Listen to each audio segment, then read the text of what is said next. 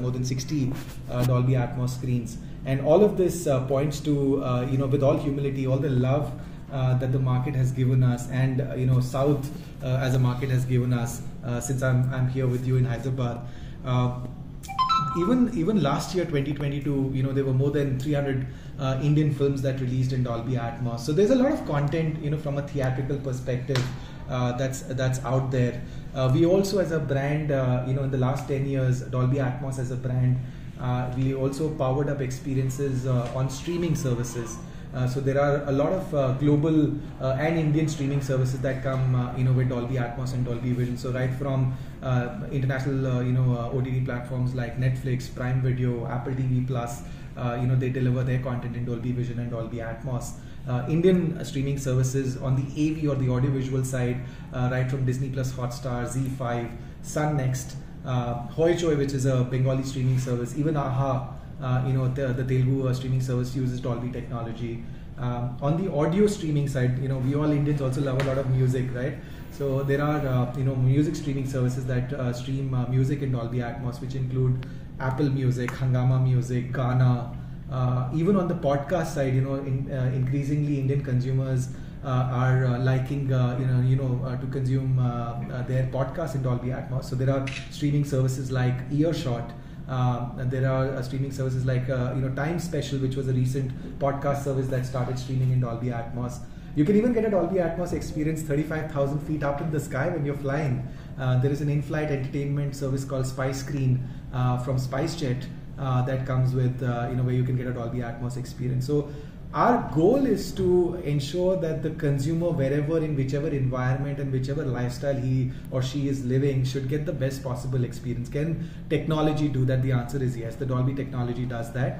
And all of this is possible through the collaboration that we do, through the work that we do with the whole ecosystem, right from creation of content. So we work with filmmakers and musicians and technicians to ensure that the content gets created in the best possible manner. So we provide our tools, both audio and visual technology tools with Dolby Vision and Dolby Atmos for them to create their content.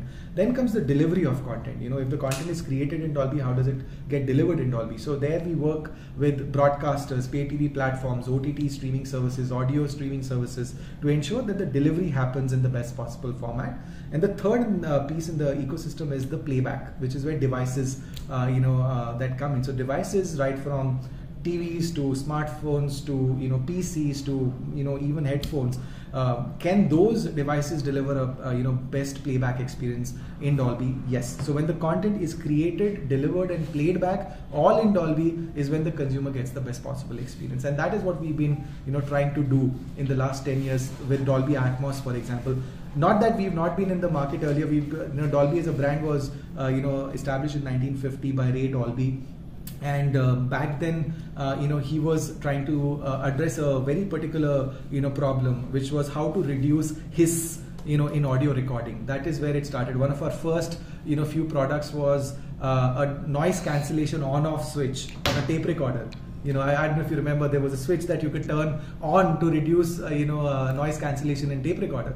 So that is the journey started. Then we went into cinemas. So in cinemas, let me take you back in time when you would probably imagine going for a movie, in the late 50s or 60s. You would hear all the sound coming from behind the screen, and everything will come and hit you flat on your face, and that was mono sound or unidirectional sound. Then few years later came stereo, the left and the right. So you'll hear something from here, something from here.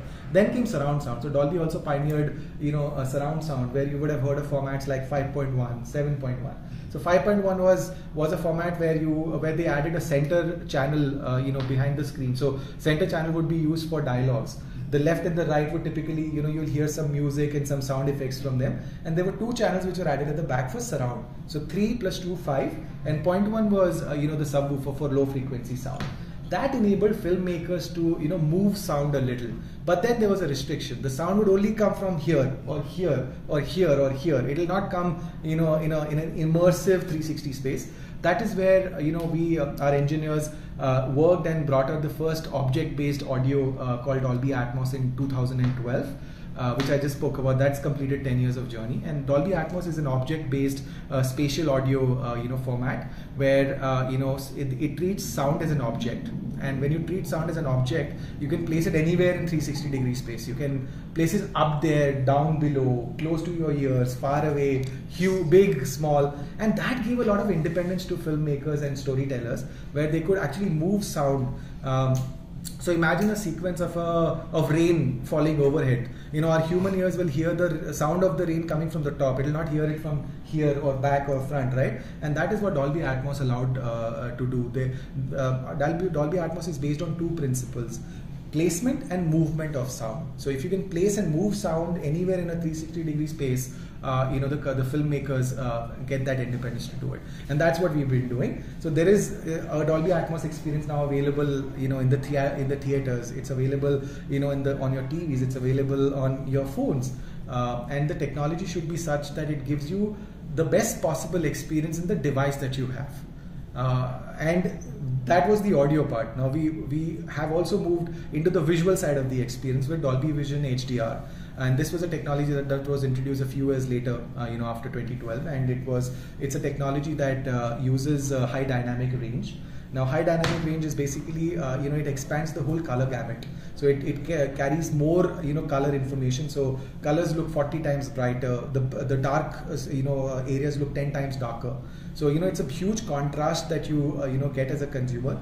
And now there is content which is coming in Dolby Vision and Dolby Atmos. Regional content has started coming in Dolby Vision and Atmos. So the consumer should, get the best possible experience. There are streaming services that offer Dolby Vision and Dolby Atmos content. There are devices, there are phones, there are televisions that offer Dolby Vision and Dolby Atmos combined experience.